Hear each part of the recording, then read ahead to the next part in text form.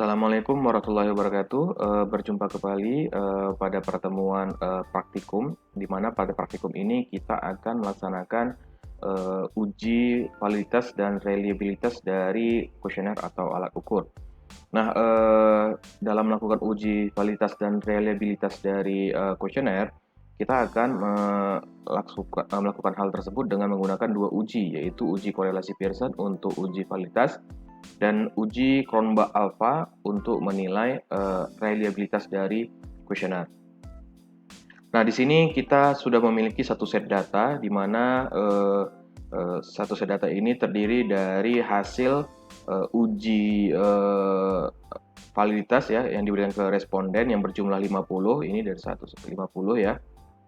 Nah, ada berjumlah 50 dan pertanyaan dari kuesioner yang kita uji ini berjumlah 20. Jadi ditandai dengan Q ya. Q itu question ya. Jadi pertanyaan Q1 sampai Q20 yaitu berarti pertanyaan 1 sampai pertanyaan 20.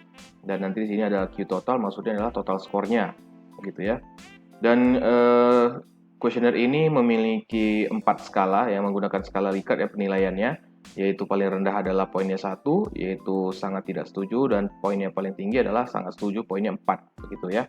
Nah, jadi untuk melakukan uji validitas, pertama kita klik dulu Analyze, kemudian kita klik Correlate, dan kemudian klik Bivariate. Masukkan seluruh dari item dari pertanyaan kuesioner tersebut, termasuk total skornya ya, ke kotak variables. Kemudian kita pastikan bahwa sudah tercentang ya untuk korelasi Pearson ya. Kemudian bila sudah, sisanya kita anggap tidak perlu diutak-atik lagi, kita sesuaikan sama format yang ada. Bila sudah, kita klik OK.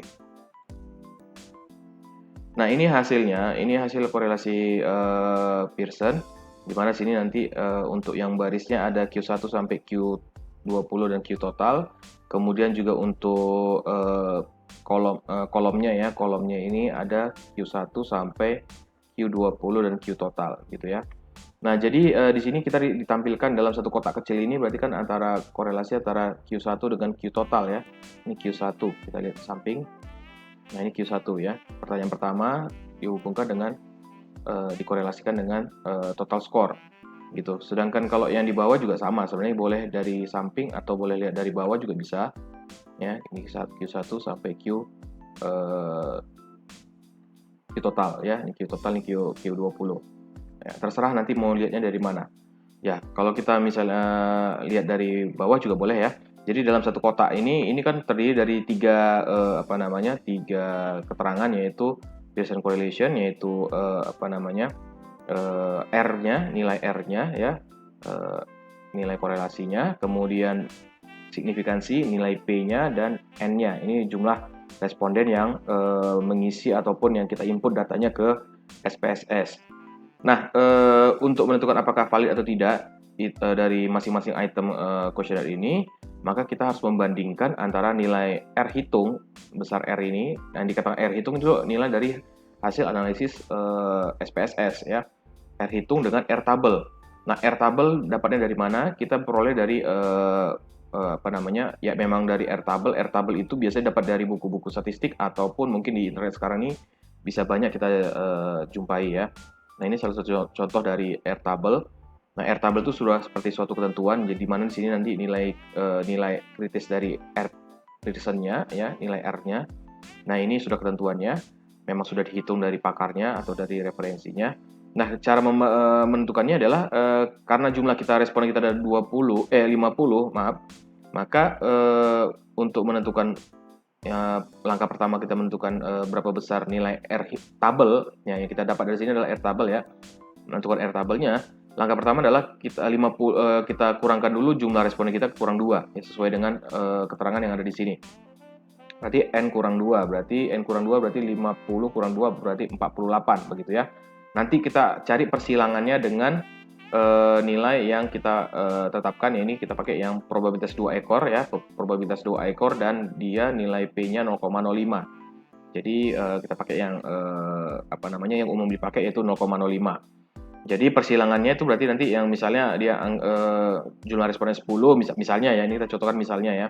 Kalau misalnya jumlah responden 10, kemudian kita pakai yang probabilitas 2 ekor dengan nilai P 0,05, maka yang dilihat R tabelnya adalah 0,576, begitu caranya ya. Nah, sekarang kita cari dulu yang R tabel untuk yang kuesioner kita. Karena tadi jumlahnya adalah 50, berarti kita cari yang 48. Nah, di sini tidak ada yang 48 ya, yang ada 50 dan 45. Jadi kita ambil yang 45. 45 terus tadi untuk yang probabilitas 2 ekor yang P-nya adalah 0,05, itu kita pakai yang ketiga ya, kolom ketiga. Jadi persilangannya adalah nilai R tabelnya adalah 0,288. Jadi R tabel dari kuesioner kita mau uji itu R tabelnya adalah 0,288. Nah, kemudian kita bandingkan, kita kembali lagi ke hasilnya. Kita bandingkan R hitung dengan R tabel ya. Kalau R hitung lebih besar daripada R tabel, maka dikatakan itemnya valid. Saya ulangi, kalau R hitung lebih besar daripada R tabel, maka dikatakan itemnya valid. Tetapi kalau R hitung lebih kecil daripada R tabel, maka dikatakan itemnya tidak valid. Begitu ya. Jadi yang dapat dari hasil SPSS ini adalah R hitung ya. Kalau R tabelnya tadi dapat yang dari tabel yang kita tadi telah lihat, yaitu 0,288. Nah, jadi kita lihat satu-satu. Jadi untuk yang pertanyaan pertama, ini pertanyaan pertama ya. Ini ya, pertanyaan pertama. Korelasi antara pertanyaan pertama dengan total skor itu P-nya 0,550. Berarti dia valid ya. Q2-nya valid ya, karena di atas 0,288. Q3-nya juga di atas 0,288. Jadi valid. Q4 sama juga ya, valid. 5 valid, 6 valid, 7 valid, 8 juga valid, 9 valid. Nah, 10. 10 ini 0,264. Yang tadi kalau tadi R tabelnya adalah 0,288. Berarti dia lebih kecil daripada R tabel. Maka dapat disimpulkan bahwa untuk pertanyaan nomor 10 itu dia tidak valid ya. Kita catat ya. Jadi kita catat di kertas ya bahwa pertanyaan 10 Q10 itu tidak valid ya. Kemudian kita cari lagi mana yang tidak valid. Kita geser ke samping. Ya. Tadi yang 10 valid ya. Tidak valid ya. Yang 11 valid, 12 valid, 13. Nah, 13 juga tidak valid karena di bawah dari 0,288, berarti 0,13 ya. Kemudian kita lari ke samping 0,206. Nah, ini juga di bawah dari 0,288, berarti Q14 juga tidak valid. Kita buktikan ya, apakah betul Q14? Ya, betul ya, Q14 ya. Oke. Kemudian 15, Q15 valid, Q16 valid, Q17 valid, Q18 ini dia tidak ada nilainya ya. Q18 tidak ada nilainya karena nilainya konstan ya. Karena konstan jadi tidak ada hasil korelasinya dan kita anggap ini tidak valid. Berarti Q18 juga tidak valid. Q19 valid ya karena di atas 0,288. Ya. Q20 0,239. Berarti ini juga di bawah dari 0,288. Berarti kita anggap ini Q20 juga tidak valid. Dan ini adalah yang terakhir adalah Q totalnya ya. Jadi kalau Q total dengan Q total ya pasti hasilnya 1. Nah, jadi dari sini dapat kita ketahui bahwa ada 5 item yang tidak valid, yaitu Q10, Q13, Q14, Q18, dan Q20. Nah, sekarang untuk memutuskan apakah item tersebut harus kita hapus atau tidak, atau kita keluarkan dari kuesioner kita atau tidak, kita lihat dulu reliabilitas dari masing-masing item tersebut. Nah, bagaimana cara kita menilai ataupun menghitung reliabilitas dari kuesioner atau item tersebut? Itu kita menggunakan uji Cromba Alpha. Caranya adalah kita klik Analyze, kemudian kita klik Scale, kita klik Reliability Analysis ya. Kita klik Reliability Analysis. Nah, masukkan seluruh pertanyaan Q1 sampai Q20 kecuali Q total. Jadi pastikan Q total tidak dimasukkan ya. Masukkan ke kotak items ya. Sudah dimasukkan ya Q1 sampai Q20. Bila sudah, kita klik kotak statistics. Kita klik kotak statistics, kemudian kita klik centang yang scale if item delete ya. Kita centang scale if item deleted. Sisanya biarkan aja kosong. Kalau sudah, kita klik continue. Dan bila sudah, kita klik OK. Nah, hasilnya bisa dilihat ya. Ini ada, kita lihat yang tabel kedua ya. Tabel keduanya ini kerombak alfanya adalah 0,803 ya. Ini bisa dikatakan sebenarnya reliable. Jadi keseluruhan dari kuesioner itu, satu kuesioner itu kita katakan reliable. Tetapi belum tentu masing-masing itemnya juga reliable. Nah, itu yang kita harus cari. Nah, kapan dikatakan item itu reliable, kuesioner itu reliable atau tidak? Bila dia nilai alfa kerombaknya atau kerombak alfanya ini di atas 0,7. Ya, jadi bila di atas 0,7 maka dikatakan kuesionernya reliable. Atau beberapa referensi mengatakan di atas 0,6 begitu ya. Di atas 0,6 dikatakan dia reliable. Nah, ini karena 0,83 secara umum, secara keseluruhan satu kuesioner itu reliable. Tetapi karena tadi ada item yang tidak valid, kita harus tentukan apakah dia reliable atau tidak, untuk memutuskan apakah item tersebut dikeluarkan atau tidak. Nah, kita tengok kembali ya tadi ya. Jadi di sini ini Q-nya ya, pertanyaannya. Yang kita lihat adalah kolom terakhir ya, kolom terakhir nih, kerombak alpha if item deleted ya. Kerombak alpha if item deleted. Nah, ini cara membacanya adalah misalnya kalau kita hapus atau kita keluarkan pertanyaan nomor 2, maka berapakah nilai kerombak alfa yang ada di sini? Jawabannya adalah ini.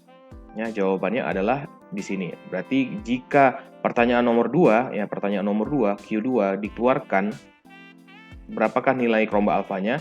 Nilai alfa kerombaknya adalah 0,773. Berarti menurun. Dari 0,803 menjadi 0,773, berarti menurun. Nah, kalau dia menurun, berarti ini dia tidak layak untuk dikeluarkan. Dianggap itu itemnya reliable ya, itemnya reliable. Jadi ada baiknya kita tidak mengeluarkan item yang tidak valid. Nah, contoh misalnya pertanyaan nomor 6 ya, pertanyaan nomor 6 dia meningkatkan ya dari 0,803 menjadi 0,805. Naik 0,002 poin gitu ya. Nah, tetapi karena dia valid, maka kita tidak pertimbangkan bahwa ini harus dikeluarkan. Karena secara umum kalau misalnya kerombak alfanya pun dia tidak dikeluarkan, ini sudah bagus, ya kan? Sudah bagus karena sudah di atas 0,7. Tapi lain ceritanya kalau misalnya dia pada saat alfa kerombak dia di sini itu masih di bawah 0,7 atau di bawah 0,6, misalnya 0,5 atau 0,4, sekian misalnya gitu. Nah, mau nggak mau item-item seperti ini, ya item-item seperti ini, misalnya dia walaupun dia valid dan tapi dia kalau dia dikeluarkan ini menaikkan reliabilitas dari kuesionernya, maka ini sebaiknya dikeluarkan, ya, sebaiknya dikeluarkan. Oke, kita kembali ya tadi ke analisis di kuesioner ini. Tadi yang tidak valid itu adalah pertanyaan nomor 10, 13, 14, 18, dan 20. Nah, pertanyaan nomor 10 kita lihat di sini. Kalau dia dikeluarkan, berapakah nilai alfa kerombaknya? Alfa kerombaknya akan naik menjadi 0,819. Berarti ini dapat dikatakan bahwa item tersebut tidak reliable ya, tidak reliable. Jadi dapat dikeluarkan ya. Kita bisa tandai bahwa item tersebut bisa dikeluarkan. Jadi karena dia tidak valid dan tidak reliable. Kemudian untuk pertanyaan nomor 13 dia 0,804 ya. Di sini juga naik ya, naik 0,001 poin. Nah, ini juga bisa dikeluarkan, berarti pertanyaan nomor 13 bisa dikeluarkan. Nomor 14 juga bisa ya dikeluarkan karena naik jadi naik 0,005 poin ya, 0,005 poin. Berarti ini bisa dikeluarkan pertanyaan nomor 14. Kemudian kita pertanyaan nomor 18. Pertanyaan nomor 18 0,805 berarti juga naik ya, bisa menaikkan alfa kerombaknya dari 0,803 menjadi 0,805, berarti naik 0,002 poin, bisa dikeluarkan. Dan kemudian pertanyaan nomor 20, nah ini juga naik ya, jadi menaikkan 0,007 poin, berarti bisa dikeluarkan. Oke, sekarang kita sudah putuskan bahwa ada 5 item yang layak untuk dikeluarkan ya. Oke, kita langkah selanjutnya lah kita lihat kalau misalnya itu semua itu dikeluarkan, apakah alfa kerombaknya tetap sama atau bagaimana? Atau misalnya karena kan kalau yang ini kan hanya bisa melihat satu poin aja. Kalau misalnya nomor 10 misalnya kita keluarkan, berarti cuma hanya naik 0,819. Ya kan begitu kan? Tetapi apakah bila dikeluarkan semua naiknya sama seperti angka yang di sini kan belum tentu. Makanya kita cari kembali berapa nilai reliabilitas atau alpha Krombach dari kalau semua item itu kita keluarkan. Ya, kita klik kembali analyze, kemudian kita klik scale, kita klik reliability analysis. Kemudian kita keluarkan mana item yang tidak valid tadi, yaitu pertanyaan nomor 10, pertanyaan nomor 13, pertanyaan nomor 14, kemudian pertanyaan nomor 18, dan pertanyaan nomor 20. Ya, bila sudah ya semuanya kita anggap sama ya. Jadi ini semua dikeluarkan ya 10, 13, 14, 18 dan 20. Ya, bila sudah kita klik OK. Nah, di sini Krombach alfanya menjadi 0,836 ya. Saya ini tetap valid ya, tetap reliable ya. Kemudian kita lihat di sini ada 1, kemudian 2, 3 ke 3 item yang bila dikeluarkan dia meningkatkan alpha Krombach. Tetapi di sini dengan pertimbangan bahwa item tersebut valid, yaitu pertanyaan nomor 6 ya, contohnya ya, pertanyaan nomor 9, pertanyaan nomor 16. Nah, itu valid dan tetap ini sudah reliable, jadi tidak perlu kita keluarkan. Jadi itulah bagaimana cara melakukan validasi dan reliabilitas menilai validitas dan reliabilitas dari kuesioner. Nah, jadi syarat untuk mengeluarkan itemnya adalah bila dia tidak valid dan dia tidak reliable, nah itu wajib atau kita anjurkan untuk dikeluarkan. Tapi kalau dia valid tapi dia tidak reliable, itu bisa dipertimbangkan apakah dikeluarkan atau tidak dengan mempertimbangkan jumlah item bila item tersebut dikeluarkan. Jadi jangan sampai nanti hanya tinggal 2 atau 3 item saja kuesioner kita. Nah, itu bisa menyebabkan bahwa ya kuesioner itu jadi tidak valid kembali begitu ya, karena hanya cuma 2 atau 3 item yang bisa kita anggap valid dan reliable. Jadi kemudian kalau misalnya dia tidak valid tetapi dia reliable, nah itu juga kita bisa pertimbangkan ya apakah dikeluarkan atau tidak dikeluarkan. Nah, kalau beberapa referensi mengatakan itu wajib dikeluarkan karena tidak valid ya. Jadi untuk apa dia pertimbangan untuk digunakan begitu ya. Tapi kembali lagi apakah itu kalau dikeluarkan dia mengurangi itemnya. Nah, kalau contohnya pada saat ini kan ini kita mengeluarkan 5 item, jadi ada totalnya 15. Jadi masih bisa merepresentasikan kuesioner yang kita mau gunakan ini. Jadi tidak masalah kalau hanya 5. Tapi kalau misalnya tinggal 3 mungkin pertimbangkan apakah itu layak untuk dikeluarkan atau tidak, misalnya seperti itu. Oke, jadi demikianlah ya praktikum kita pada kali ini tentang bagaimana cara melakukan validitas dan reliabilitas dari kuesioner. Akhir kata saya ucapkan terima kasih. Saya tutup dengan ucapan alhamdulillahirabbil alamin. Assalamualaikum warahmatullahi wabarakatuh.